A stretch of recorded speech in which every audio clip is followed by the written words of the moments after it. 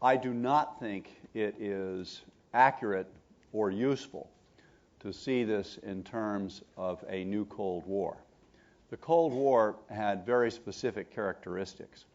It was a global, geopolitical, ideological contest or struggle between two armed camps. And we know what they were. This is a new phenomenon, although, as we've discussed, it derives a lot from history. And it is, I would describe it as follows. Russia, I think, or the powers that be in Russia, don't want to go back to an autarkic system in which they are squared off against the rest of the world and have a different system of both government and economics. What they do want to do is join or rejoin the world on their terms and on the basis of their strength, some of which they are demonstrating in the Caucasus, and much of which is derivative of stuff that they can pump or dig out of the ground. And what they are basically saying is, we're back, we're part of a globalized world, you have to accept us on our terms. And the reply to that needs to be, we would like to have you back, we want you part of a globalized world, we need your help in addressing a whole range of global problems, but you have to join the international community on its terms and norms. One of the most basic of which is respect for territorial integrity and sovereignty. That's the way to look at it, I think. What is the essence of Russia's motivation in what it has done here? Much has been made about its personal aspect of it. It has to do with the fact that Vladimir Putin really hates Misha Saakashvili, as I'm sure he does, and I'm sure it is largely reciprocated, particularly now. But this is beyond personal.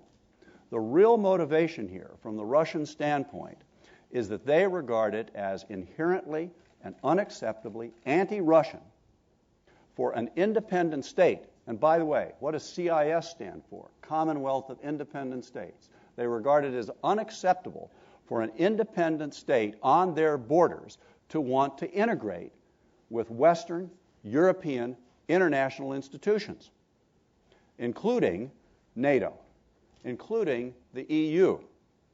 Now, that I would suggest is highly problematic and certainly not something that any other country should accept. But moreover, it calls into question the premise of U.S. policy towards Russia going back at least 3 administrations: George Herbert Walker Bush, Bill Clinton, and the current president. There are more than nuances of differences among all 3 of those administrations and all 3 of those presidents, but all 3 of them have been committed to the proposition that it is in Russia's interest and it is in the world's interest for Russia to rejoin Europe, to join international institutions, and by the way, to partner and maybe someday even be more than just a partner with NATO.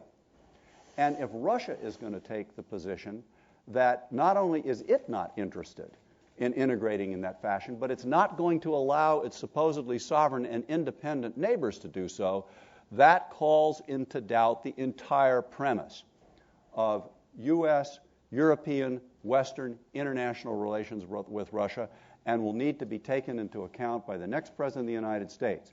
And while the 2 candidates for that office are exaggerating the differences between them, and while the press is exaggerating the differences between them for perfectly legitimate and understandable reasons, I don't think there is that much difference between them on this question, and it's going to be a huge challenge for the next administration. I would say that the United States, in the person of the Secretary of State and the President, should fully support the Franco-Finnish initiative now underway, but move as quickly as possible to build upon it, particularly with regard to an issue I mentioned in my opening comments, which is doing everything possible to get OSCE observers and monitors onto the ground. But that has got to, first of all, it's important in its own right for establishing the facts, and second, it could lay the ground in due course for a genuine peacekeeping operation there, as opposed to the sham one that we now have.